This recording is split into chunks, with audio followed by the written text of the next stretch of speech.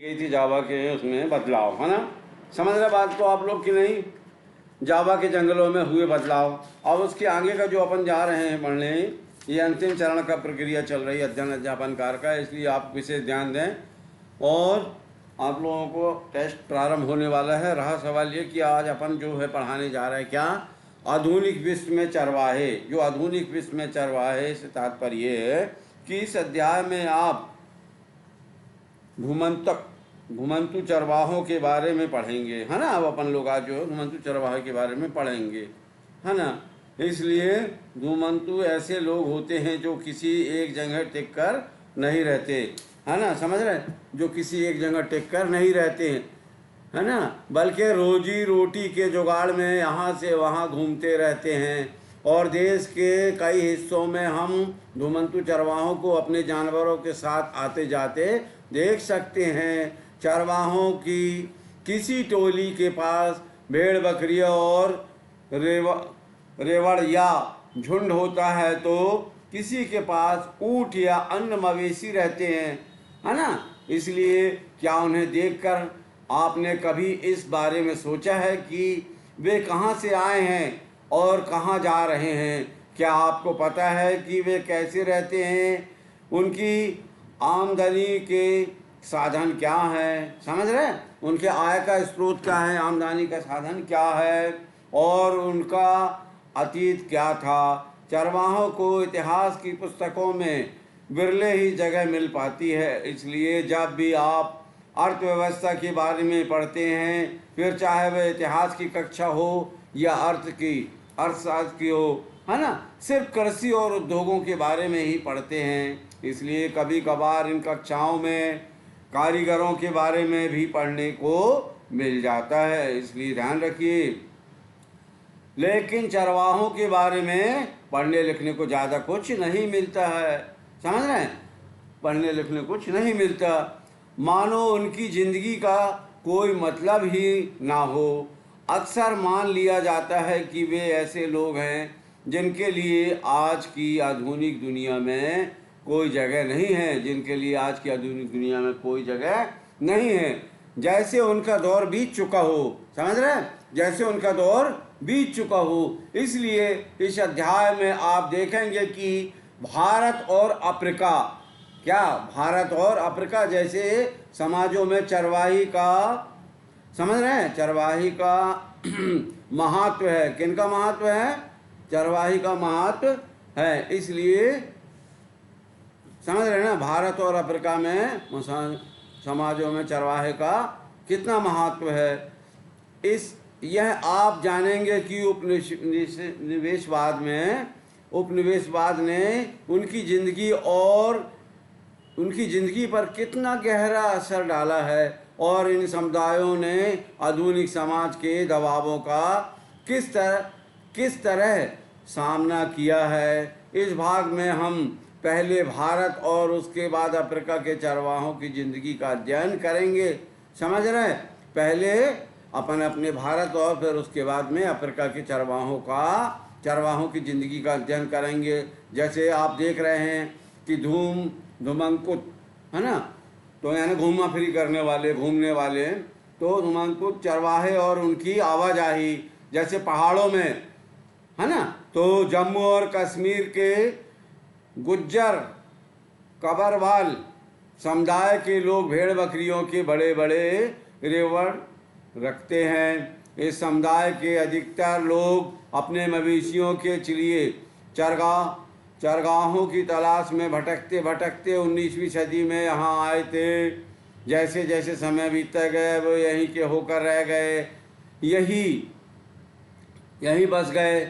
इसके बाद वे सर्दी गर्मी के हिसाब से अलग अलग चरगाहों में जाने लगे। फिर क्या था, जड़ों में जब ऊंची पहाड़ियाँ बर्फ से ढक जाती तो वे शिवालिक की निचली पहाड़ियों में आकर डेरा डाल लेते।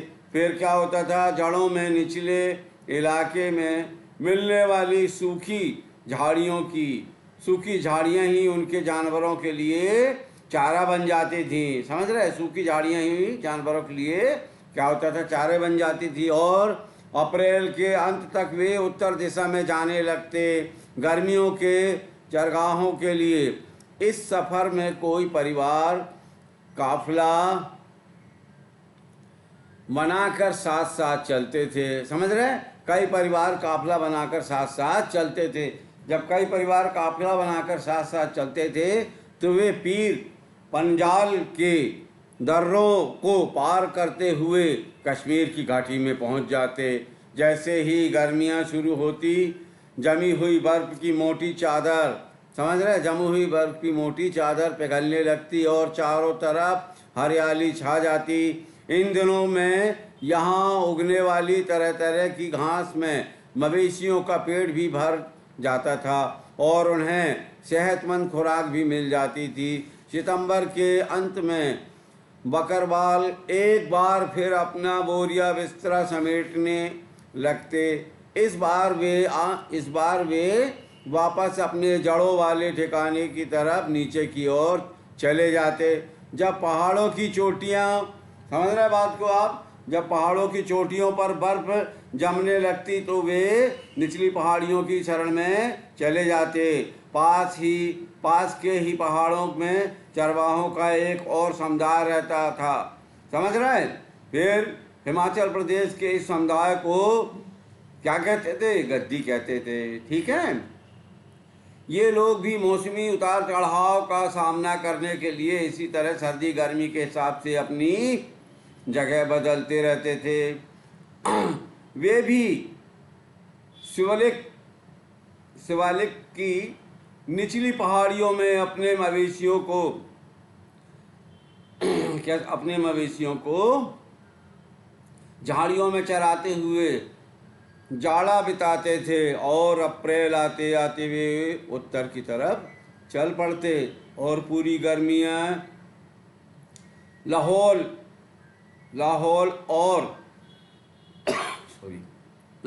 और स्पीति में बिता देते। जब बर्फ पिघलती और ऊंचे दर्रे खुल जाते तो उनमें से बहुत सारे ऊपरी पहाड़ों में क्या होता, स्थित घास के मैदान में जा पहुंचते थे और सितंबर तक वे दोबारा वापस चल पड़ते। फिर क्या, वापसी में वे लाहौल, समझ रहे हैं, जैसे ये बना हुआ है, आपको अध्ययन कराया अभी जस्ट 2 मिनट पहले, जब वो जो पहाड़ झोपड़ी बनी है कितनी सुंदर तरीके से बनाई गई है ना, अंग्रेजों की टोपी जैसे। ठीक है, ये जंगल में दिख रही है, ये व्यक्ति जाता हुआ दिख रहा है आपको। तो वापसी में वे, समझ रहे हैं, वापसी में ये चित्र देख रहे हैं आप, भेड़ बकरियां देख रहे हैं, मनुष्य देख रहे हैं, चरवाहों को देख रहे हैं, गुमांतुक जिन्हें कहते हैं, अभी अध्ययन कराया।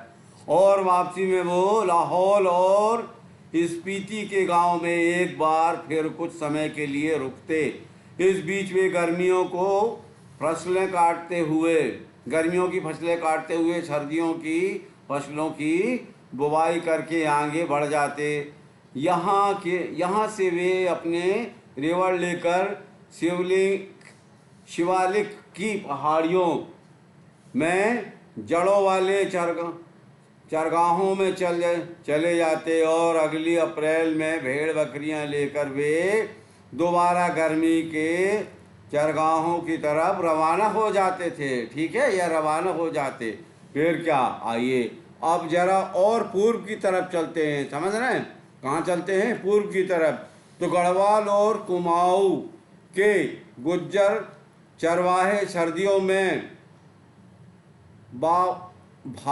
भाबर, समझ रहे क्या, सर्दियों में भाबर के सूखे जंगलों की तरफ और गर्मियों में ऊपरी घास के मैदानों बुग्याल की तरफ चले जाते थे। समझ रहे? तो जब बुग्याल की तरफ चले जाते थे, इनमें से बहुत सारे हरे भरे चरगाहों की तलाश में 19वीं सदी, हरे भरे चरगाहों की तलाश में 19वीं सदी में जम्मू से उत्तर प्रदेश की पहाड़ियों में आए थे और बाद में यही बस गए। समझ रहे हैं? बाद में क्या हुआ, वो उत्तर प्रदेश से जो आए थे यहीं पर बस गए। फिर सर्दी गर्मी के हिसाब से हर साल चरवाहा बदलते रहने का यह चलन हिमाचल के पर्वतों में रहने वाले बहुत सारे चरवाहा समुदाय में दिखाई देता था। यहाँ जैसे ये दिखाई दे रहे हैं, है ना।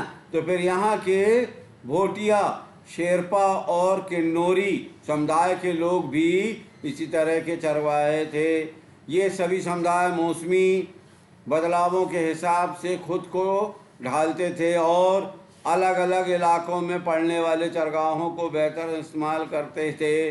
जब एक चरगाह की हरियाली खत्म हो जाती थी या इस्तेमाल के काबिल नहीं रह जाती थी तो वे किसी और चरगाह की तरफ चले जाते थे। इसी आवाजाही के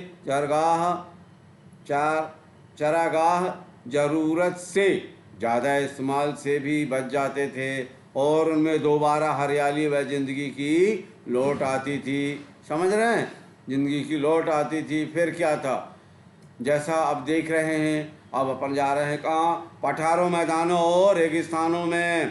पठारों, मैदानों और रेगिस्तानों में। तो जैसा कि चरवाहे सिर्फ पहाड़ों में ही नहीं रहते थे, समझ रहे हैं, जो चरवाहे थे वो सिर्फ पहाड़ों में नहीं रहते थे, वे पठारों, मैदानों और रेगिस्तानों में भी बहुत बड़ी संख्या में मौजूद थे। हैं, धंगर महाराष्ट्र का एक जाना माना चरवाहा समुदाय है। समझ रहे हैं, जो धंगर है महाराष्ट्र का एक बहुत बड़ा जाना माना चरवाहा समुदाय है। 20वीं सदी की शुरुआत में इस समुदाय की आबादी लगभग 4.67.00 थी। उनमें से ज़्यादातर, समझ रहे हैं, गड़रिये या चरवाहे थे। हालांकि कुछ लोग कंबल और चादरें भी बनाते थे, जबकि कुछ भैंस पालते थे। पर धंगर गड़रिये बरसात के दिनों में महाराष्ट्र के मध्य पठारों में रहते थे। कहाँ रहते थे? महाराष्ट्र के मध्य पठारों में रहते थे। यह एक अर्ध शुष्क इलाका था जहाँ बारिश बहुत कम होती थी और मिट्टी भी खास उपजाऊ नहीं थी। चारों तरफ सिर्फ कटीली झाड़ियाँ होती थी। बाजरे जैसी सूखी फसलों के अलावा यहाँ और कुछ नहीं उगता था। मानसून में यहाँ पट्टी धनगरों के जानवरों के लिए एक विशाल चरगाह बन जाती थी, है ना, एक विशाल चरगाह बन जाती थी। फिर क्या था, अक्टूबर के आसपास धनगर बंजारे, समझ रहे बच्चों आप लोग, अक्टूबर के आसपास धनगर बंजारे की कटाई करते थे, है ना, कटाई करते थे और चरगाहों की तलाश में पश्चिम की तरफ चल पड़ते थे, है ना, समझ रहे हैं, पश्चिम की तरफ चल पड़ते थे। इसलिए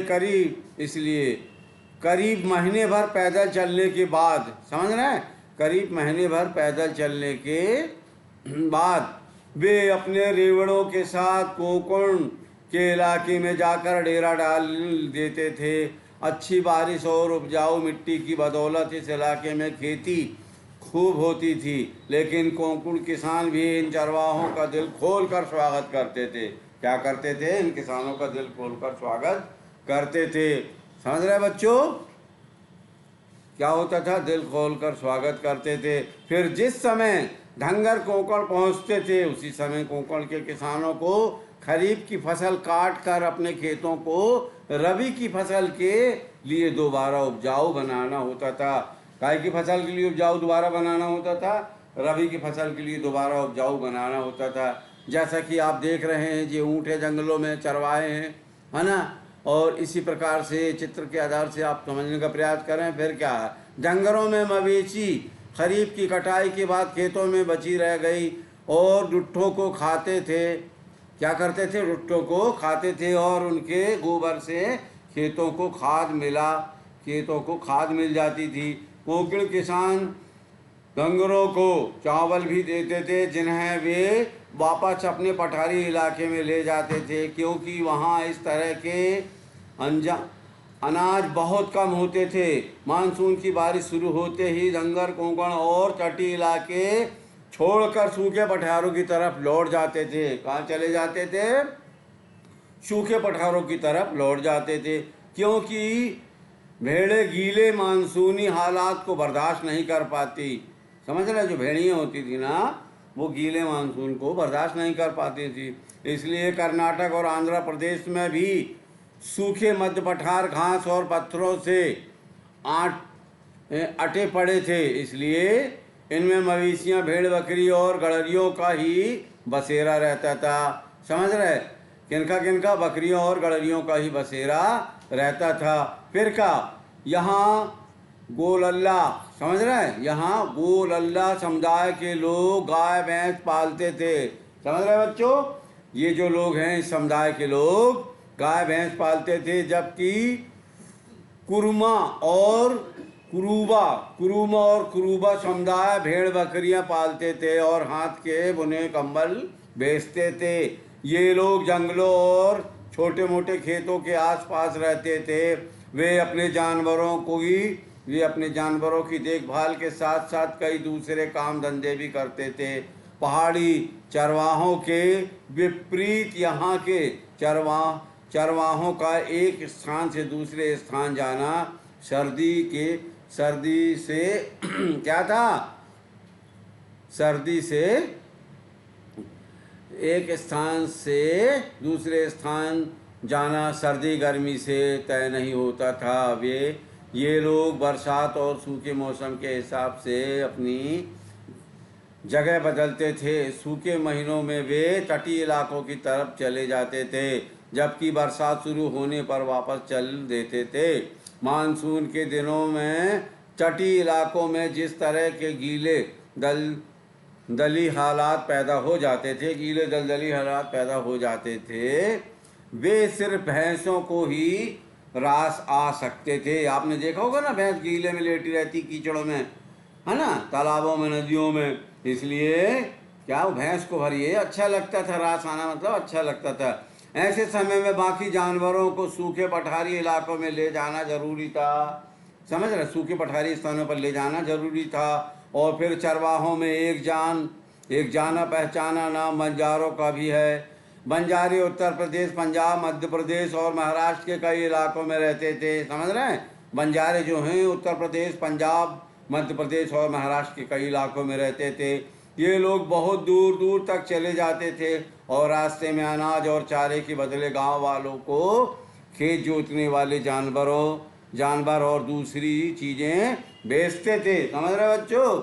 वे जहाँ भी जाते अपने जानवरों के लिए अच्छे चरागाहों की खोज में रहते। चरने वाला स्थान जो है कौन सा है, उनकी खोज में रहते थे। इसलिए राजस्थान के रेगिस्तानियों में, है ना, राई का समुदाय रहता था। इस इलाके में बारिश का कोई भरोसा नहीं था। समझ रहे हैं?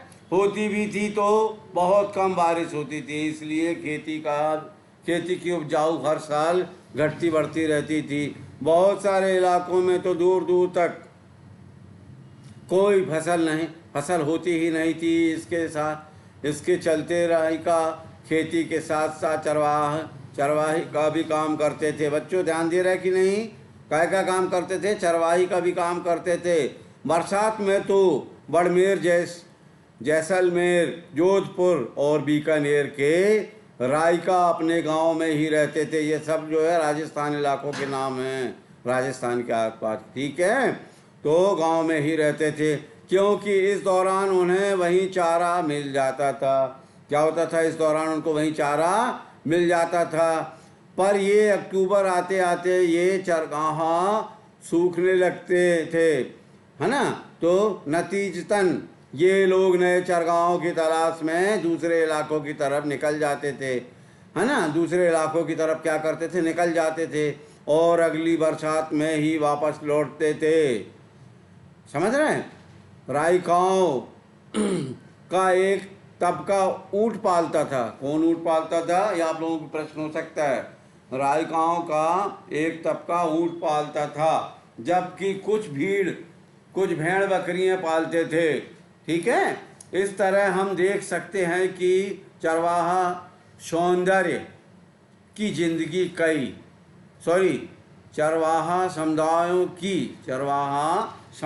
की जिंदगी कई चीज़ों के बारे में काफ़ी सोच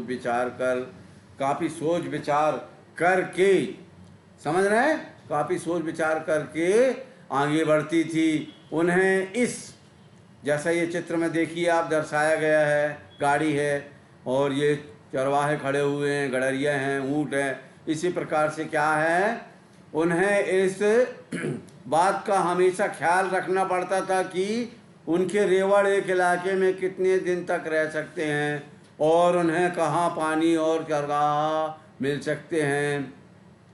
उन्हें ना केवल एक अकेले से, है ना, उन्हें ना केवल एक इलाके से दूसरे इलाके में जाने का सही समय चुनना पड़ता था, बल्कि यह भी देखना पड़ता था कि उन्हें किन इलाकों से गुजरने की छूट मिल पाएगी और किन इलाकों से नहीं। सफ़र के दौरान उन्हें रास्ते में पड़ने वाले गांव के किसानों से भी अच्छे संबंध बनाने पड़ते थे। सफ़र के दौरान गांव में जब चलते समय किसानों से भी उनको क्या करना पड़ता था, अच्छे संबंध बनाने पड़ते थे, ताकि उनके जानवर किसानों के खेतों में घास चर सकें। समझ रहे हैं? इसलिए आप लोग ध्यान रखिए कब किसकी कहाँ कैसी आवश्यकता पड़ जाती है। सबसे अच्छे संबंध व्यवहार सद्भावनापूर्वक बना के रखना चाहिए, है ना। इसलिए सबका आदर सत्कार करना चाहिए, कौन किस समय कहाँ काम आ जाए। जैसे चरवाहों से देखो अपन को ये सीख मिलती है कि वो किसानों से भी क्या करते थे, अच्छे संबंध बनाकर रखते थे, है ना। और फिर क्या है, उपजाऊ बनाते। अपनी रोजी रोटी के जुगाड़ में उन्हें खेती, व्यापार और चरवाही ये सारे काम करने पड़ते थे। आइए अब देखें कि औपनिवेशिक शासन के दौरान यानी अंग्रेजों के ज़माने में चरवाहों का जीवन किस तरह बदला। चरवाहों का जीवन अब अंग्रेजों के ज़माने में किस तरीके बदला।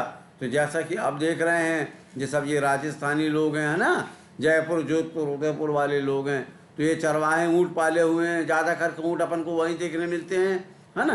तो इसी प्रकार से ये देख रहे हैं आप, वहाँ के घर बने हुए हैं, दरवाजे लगे हैं, पुरानी पद्धति के, ऊँट पाला हुआ है ना। और ये सब गांव के लोग बैठे हैं, सबके ऊपर बढ़िया राजस्थानी पगड़ी है। देख रहे हैं मारू रायकाओ की वंश वाली बताने वाला। अच्छा, ये देखो भेड़िए चरा रहे हैं बच्चों, है ना। ये भी उनके सर पर बाकायदा कपड़ा लगा हुआ है। जैसे चरगाहों की तलाश में निकले मलधारी चरवाहे, उनके गांव कच्छ की रन की स्थिति है, ये जैसे चित्र में दर्शाया गया है ना। फिर अब अपन आते हैं औपनिवेशिक शासन और चरवाहों का जीवन। तो औपनिवेशिक शासन के दौरान चरवाहों की जिंदगी में गहरे बदलाव आए और उनके चरगाह सिस्टम गए। इधर उधर आने जाने पर बंदिशें लगने लगी और उनसे जो लगान वसूल किया जाता था उसमें भी वृद्धि हुई। खेती में उनका हिस्सा घटने लगा और उनके पेशों और हुनरों पर भी बहुत बुरा असर पड़ा। आइए देखें कि यह सब कैसे और क्यों हुआ। समझ रहे हैं? अब अपन देखते हैं ये सब कैसे और क्यों हुआ। जैसे पहली बात, अंग्रेज सरकार चरगाहों को खेती की ज़मीन में तब्दील कर देना चाहती थी। जो चरने वाली जगह थी तो अंग्रेज सरकार क्या करना चाहती थी, वहाँ खेती में तब्दील कर देना चाहती थी, खेती में बदल देना चाहती थी। लेकिन ज़मीन से मिलने वाला लगान उसकी आमदनी का एक बड़ा स्रोत था। ठीक है, तो खेती का क्षेत्रफल बढ़ने से सरकार की आय में और बढ़ोतरी हो सकती थी। इतना ही नहीं, इससे जूट, कपास, गेहूं और अन्य खेती हर चीज़ों के उत्पादन में भी इजाफा हो जाता, जिनकी इंग्लैंड में बहुत ज़्यादा, समझ रहे हैं बच्चों, ध्यान से ज़रा ध्यान दीजिए, इंग्लैंड में बहुत ज़्यादा ज़रूरत रहती थी। अंग्रेजी अफसरों को बिना खेती की ज़मीन का कोई मतलब समझ में नहीं आता था। उससे ना तो लगान मिलता था और ना ही ये उपज। अंग्रेज ऐसी ज़मीन को बेकार मानते थे, समझ रहे हैं, ऐसी ज़मीन को बेकार मानते थे, है ना। तो उसे खेती के लायक बनाना ज़रूरी था। इसी बात को ध्यान में रखते हुए क्या हुआ, 19वीं शताब्दी के मध्य से देश के विभिन्न भागों में प्रति भूमि विकास के लिए नियम बनाए जाने लगे। समझ रहे हैं क्या हुआ, नियम बनाए जाने लगे। फिर क्या था, जब नियम बनाए जाने लगे तो इन कायदे कानून के जरिए सरकार वो खेतिहर ज़मीन को अपने कब्जे में लेकर कुछ खास लोगों को सौंपने लगी। इन लोगों को कई तरह की रियायतें दी गई और इस ज़मीन को खेती के लायक बनाने और उस पर खेती करने के लिए जमकर क्या किया, बढ़ावा दिया गया। ऐसे कुछ लोगों को गांव का मुखिया बना दिया गया। इस तरह कब्जे में ली गई ज़्यादातर ज़मीन चरगाहों की थी। किनकी थी? चरगाहों की ज़मीन थी, जिनका चरवाहे नियमित रूप से इस्तेमाल किया करते थे। इस तरह खेती के फैलाव से चरगाह सिमटने लगे और चरगाहों के लिए समस्याएं पैदा होने लगीं। इसी प्रकार से जो पहले क्रिया प्रतिक्रिया हुई। अब दूसरी बात तो जो है हम आपको ये बताना चाह रहे थे कि जैसे दूसरी बात है तो 19वीं सदी के मध्य तक आते आते देश के विभिन्न प्रांतों में वन अधिनियम भी पारित किए जाने लगे थे। फिर इन कानूनों की आड़ में सरकार ने, समझ रहे, इन कानूनों की आड़ में सरकार ने ऐसे कई जंगलों को आरक्षित वन घोषित कर दिया।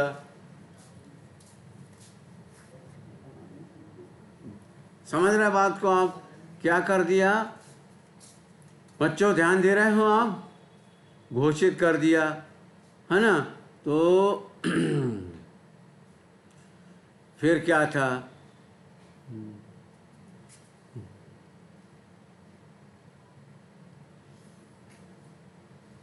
जब इनको क्या किया कि देखिए आपको पुनः अध्ययन कराते हैं क्योंकि थोड़ा सा क्या है। हाँ सुनिए, संरक्षित घोषित कर दिया गया। इन जंगलों में चरवाहों को चरवाही के कुछ परंपरागत अधिकार तो दे दिए गए, लेकिन उनकी आवाजाही पर फिर भी बहुत सारी बंदिशें लगी रहीं।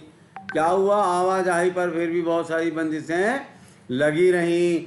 औपनिवेशिक अधिकारियों को लगता था कि पशुओं के चरने से छोटे जंगली पौधे और पेड़ों की नई कोपलें नष्ट हो जाती हैं। उनकी राय में चरवाहों के रेवड़ छोटे पौधों को कुचल देते हैं और कोपलों को खा जाते हैं, जिससे नए पेड़ों की बढ़त रुक जाती है।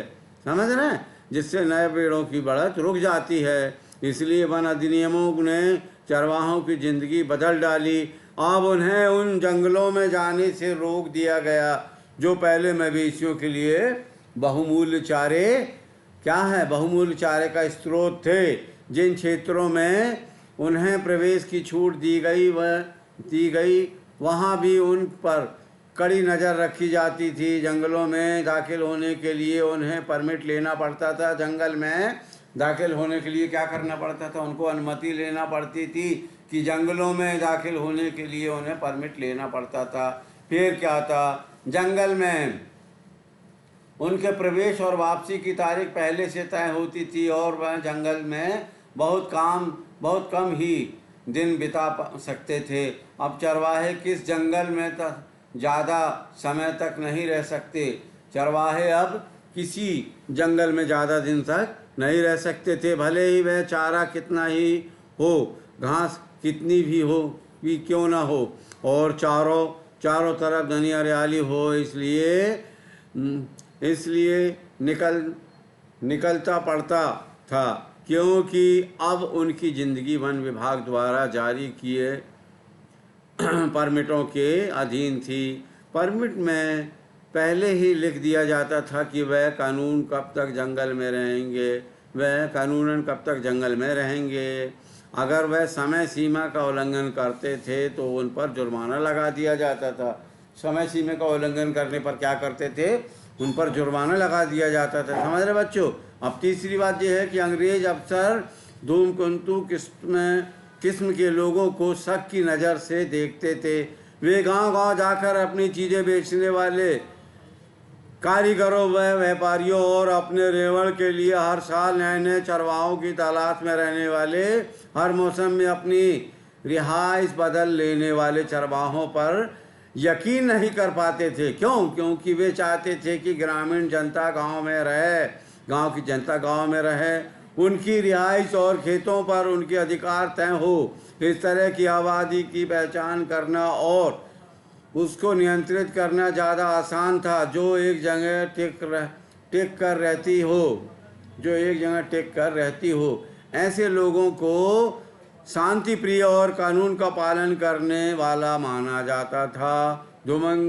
धूमतुआओं को अपराधी माना जाता था। समझ रहे हैं? जो पूर्व में अपन ने अध्ययन करा धूमंतकों को, तो यहाँ लिखा हुआ धूमंतुआओं को अपराधी माना जाता था। 1871 में औपनिवेशिक सरकार ने अपराधी जनजाति अधिनियम पारित किया। कब? 1871 में सरकार ने अपराधी जनजाति अधिनियम क्या किया? पारित किया।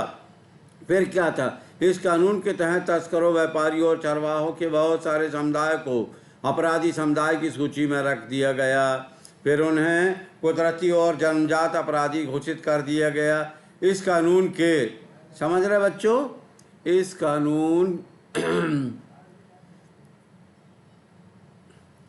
कानून के बच्चों ध्यान दे रहे कि नहीं आप लोग?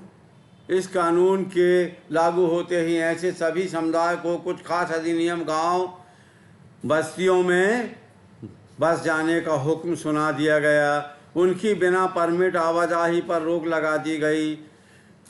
ग्राम्य पुलिस उन पर सदा नज़र रखने लगी। चौथी बात बताते हैं आपको, अब सुनिए ध्यान से, चौथी बात बहुत इम्पोर्टेंट है। अपनी आमदनी बढ़ाने के लिए अंग्रेजों ने लगान वसूलने का हर संभव रास्ता अपनाया।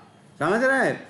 लगान वसूलने के लिए अंग्रेजों ने क्या किया? हर संभव क्या किया? रास्ता अपनाया, बनाया। लेकिन उन्होंने ज़मींदारों के पानी, नमक, खरीद फरोख्त की चीज़ों और यहाँ तक कि मवेशियों पर भी टैक्स वसूलने का ऐलान कर दिया। चरवाहों के चरगाहों में चरने वाले एक एक जानवर पर टैक्स वसूल किया जाने लगा। फिर क्या था? देश के ज़्यादातर चरवाही इलाके में 19वीं सदी के मध्य से ही चरवाही टैक्स लागू कर दिया गया था। समझ रहे हैं? मध्य से ही टैक्स लागू कर दिया गया था। प्रति मवेशी टैक्स की दर तेजी से बढ़ती चली गई और टैक्स वसूली की व्यवस्था दिनों दिन मजबूत होती गई। फिर 1850 से 1880 के दशक के बीच टैक्स वसूली का काम बाकायदा बोली लगाकर ठेकेदारों को सौंपा जाता था। लेकिन ठेकेदारी पाने के लिए ठेकेदार सरकार को जो पैसा देते थे उसे वसूल करने और साल भर में ज़्यादा से ज़्यादा मुनाफा बनाने के लिए वे जितना चाहे उतना कर वसूल सकते थे। फिर क्या है? 1880 के दशक तक आते आते सरकार ने अपने करिंदों के माध्यम से, किनके माध्यम से? अपने करिंदों यानी करदाताओं के माध्यम से सीधे चरवाहों से ही कर वसूलना शुरू कर दिया। हर एक चरवाहे को एक पास जारी कर दिया गया। क्या हुआ? एक पास उनको जारी कर दिया गया। किसी भी चरवाहे में दाखिल होने के लिए चरवाहों को पास दिखाकर पहले टैक्स अदा करना पड़ता था। चरवाहे के साथ कितने जानवर हैं और उसने कितना टैक्स चुकाया है, इस बात को उसके पास में दर्ज करा दिया जाता था। समझ रहे? अब आते हैं इन बदलावों में चरवाहों की ज़िंदगी को किस तरह प्रभावित किया। ये जो बदलाव किए गए अंग्रेज़ों के द्वारा टैक्स से संबंधित अन्य प्रक्रियाएं जो की गई, इसमें चरवाहों की ज़िंदगी में किस तरह प्रभावित हुआ। इन बदलावों ने चरवाहों की ज़िंदगी को किस तरह प्रभावित किया। समझ रहे हैं? इन चीज़ों की वजह से चरवाहों की गंभीर कमी पैदा हो गई। जैसे जैसे ज़्यादा से ज़्यादा चरगाहों को सरकारी कब्जे में लेकर उन्हें खेतों में बदला जाने लगा, वैसे वैसे चरगाहों के लिए उपलब्ध इलाका सुकड़ने लगा। फिर क्या हुआ उसके बाद में? इसी तरह जंगलों के आरक्षण का नतीजा यह हुआ कि गड़रिये और पशुपालक अब अपने मवेशियों को जंगलों में पहले जैसी आज़ादी से नहीं चरा सकते थे। क्यों? क्योंकि जब चरगाह खेतों में बदलने लगे तो बचे खुचे चरगाहों में चरने वाले जानवरों की तादाद बढ़ने लगी। क्या था? फिर जब तादाद बढ़ने लगी तो इसका नतीजा यह हुआ कि चरगाह सदा जानवरों से भरे रहने लगे। अब तक तो घुमंतू चरवाहे अपने मवेशियों को कुछ दिन तक ही एक इलाके में चराते थे और उसके बाद किसी और इलाके में चले जाते थे। इस अदला बदली की वजह से पिछले चरगाह भी फिर से हरे भरे हो जाते थे, लेकिन चरगाहों की आवाजाही पर लगी बंदिश, समझ रहे हैं, लेकिन चरगाहों की लगी बंदिश पर, जैसा कि आप ये चित्र देख रहे हैं, है ना, चित्र में दर्शाया गया है, तो लगी बंदिश और चरगाहों के बेहिसाब इस्तेमाल से चरगाहों का स्तर गिरने लगा, जानवरों के लिए चारा कम पड़ने लगा। फिर क्या था, फलस्वरूप जानवरों की सेहत और तादाद भी गिरने लगी। चारे की कमी और जब तब पड़ने वाले अकेले की वजह से कमज़ोर और भूखे जानवर बड़ी संख्या में मरने लगे। समझ रहे हैं।